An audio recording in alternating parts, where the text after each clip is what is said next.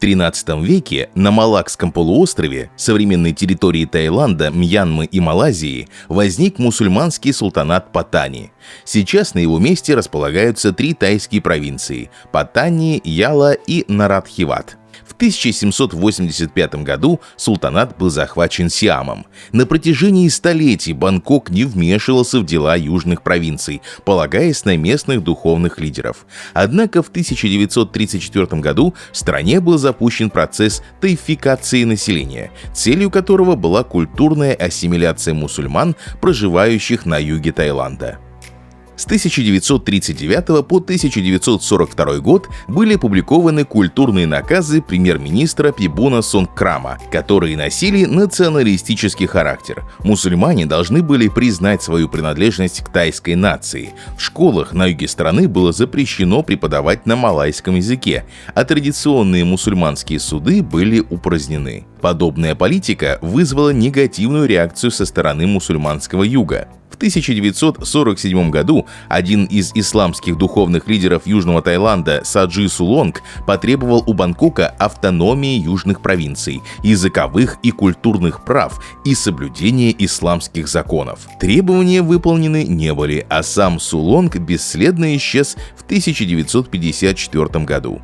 К 1959 году на юге была основана первая повстанческая группировка – Исламский фронт освобождения Паттани, а в 1968 году Объединенная организация освобождения Паттани. Основной целью этих группировок была вооруженная борьба с правительственными войсками с целью отделения южных провинций Таиланда для создания независимого исламского государства. В начале 21 века уровень насилия стал расти. Начали появляться новые сепаратистские организации. В отличие от старых группировок, которые имели собственную символику, выступали с заявлениями и брали ответственность за теракты, новые организации отличались более жестокими нападениями и отсутствием какой-либо политической повестки. В 2005 году председатель Исламского комитета провинции Наратхиват официально признал: эти атаки очень хорошо организованы, но мы не знаем, кто за ними стоит. Изначально нападения представляли собой расстрелы полицейских из окон проезжающих мимо них автомобилей. Однако после 2001 года нападения переросли в организованные теракты, вооруженные рейды на правительственные учреждения с целью ликвидации представителей власти и захвата оружия и боеприпасов. Помимо этого, террористы стали прибегать к политике устрашения. В южных провинциях Таиланда были зафиксированы убийства буддийских монахов и подрывы буддийских храмов. Экономические проблемы существенно дестабилизируют ситуацию на юге страны. Несмотря на общий рост тайской экономики, существует серьезный разрыв между доходами буддийских и мусульманских семей. Кроме того, мусульмане юга имеют более низкий уровень образования по сравнению с буддийским населением. В государственных школах запрещено преподавание на малайском языке, из-за чего они воспринимаются тайскими мусульманами как противоречащие их культуре. По этой причине новой целью боевиков стали школьные учителя. В период с 2004 по 2013 год на юге страны было убито 157 преподавателей. 28 апреля 2004 года более 100 боевиков напали на 10 полицейских участков, расположенных в южных провинциях. После этого 32 террориста отступили к древней мечети Крусе, самому важному памятнику исламской культуре в штате Паттани. Главой контртеррористической операции был назначен генерал Пала Пинмани, который спустя 7 часов после ее начала приказал штурмовать мечеть. Все боевики были ликвидированы. Позже генерал скажет: «У меня не было выбора. Я боялся, что спустя время толпа начнет сочувствовать боевикам до такой степени, что попытается их спасти». В октябре 2004 года в городе Такбай в провинции Наратхиват полиция арестовала 6 человек, поставлявших боевикам оружие. В городе начались протесты с требованием освобождения их из-под стражи. На место протестов была стянута армия, открывшая по демонстрантам огонь, из-за чего погибло 7 человек. Полиция арестовала сотни людей, которые на армейских грузовиках были отправлены в лагерь в провинции Паттани. В ходе транспортировки от удушья погибло 78 человек. Несмотря на то, что это вызвало мощнейший всплеск протестной активности на территории юга страны, виновные в смерти задержанных понесли самые незначительные наказания.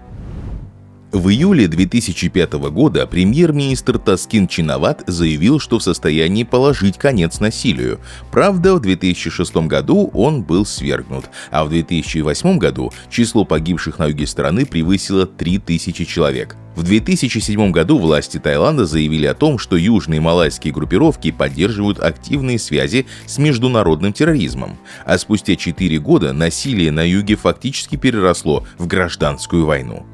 Новая администрация Таиланда сообщила, что ситуация будет стабилизирована к 2010 году. Однако в марте 2011 Бангкок официально признал, что уровень насилия растет, а ситуация не может быть решена за несколько месяцев.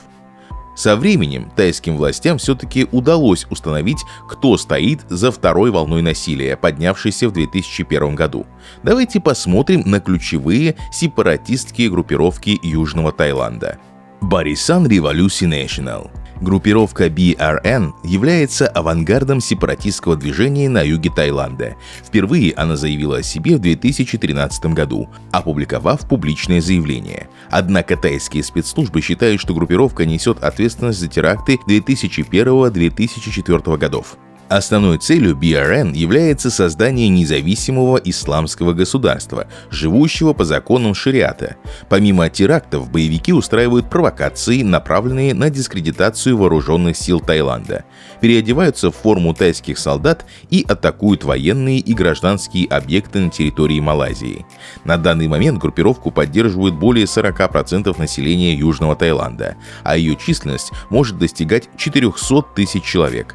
Базы BRN расположены в южных деревнях, где сепаратисты вербуют новых сторонников, хранят оружие и боеприпасы. Сотрудники тайской полиции не знают малайского языка, из-за чего не имеют возможности контролировать происходящее в деревнях. Зарунда Кумпулан Кесел. Группировка, название которой переводится как «малые патрульные подразделения», была основана бывшими членами BRN, прошедшими военную подготовку в Индонезии в лагерях террористической группировки Джемаа Исламия. Основной метод борьбы против тайского правительства – взрыв бомб в общественных местах. Так, с 2008 по 2017 год группировка совершила 171 теракт, 133 из которых были именно взрывами. Patani United Liberation Organization. Группировка выступает за создание исламского государства, включающее в себя южные провинции Паттани, Наратхиват, Яла, Сонгхла и Сатун, под названием Паттани Дарул Макриф. Духовные лидеры организации считают, что юг Таиланда незаконно оккупирован, и в целях прекращения колониальной зависимости от Бангкока необходимо международное вмешательство. Основными методами борьбы ПУЛО является минирование автомобилей и шоссейных дорог, обстрел патрульных полиций и террор против учителей и госслужащих. Исламское движение маджахедов Паттани. Группировка пользуется поддержкой Аль-Каиды и действует преимущественно в сельских районах. Со временем правительство Таиланда отошло от неуклюжей тактики исключительно силового противостояния скрытым сепаратистским группировкам и попыталось пойти на переговоры. В мае 2014 года в результате госпереворота к власти в Таиланде пришел генерал Прают Чан-Оча, который занял должность премьер-министра.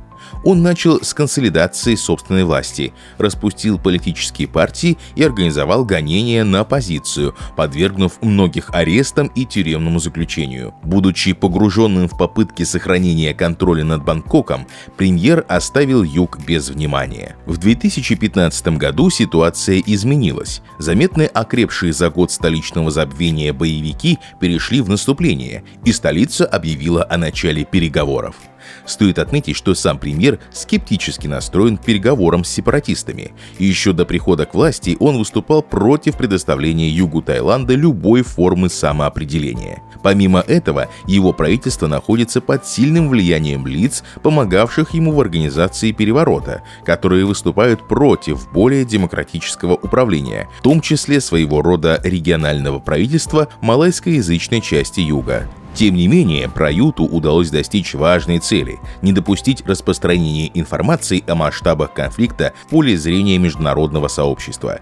Причина проста – военные очень боятся интернационализации переговоров, что приведет к появлению сторон, лоббирующих свои интересы. Учитывая возмущение, которое спровоцировали Китай, Индия и Мьянма своим отношением к группам мусульманских меньшинств, властям Таиланда нужно действовать крайне аккуратно. На данный момент успех Праюта в разрешении конфликта заключается только в блестящей кампании, скрывшей происходящее от мирового общественного мнения. Мало кто согласился бы плавать в резиновом круге на Пхукете, зная, что за 300 километров оттуда эта страна начинает разваливаться. Большое спасибо за просмотр. Пожалуйста, оцените это видео и поделитесь им с друзьями. Подписывайтесь, оставляйте комментарии и читайте нас в Telegram. Ссылка будет в описании. До новых встреч!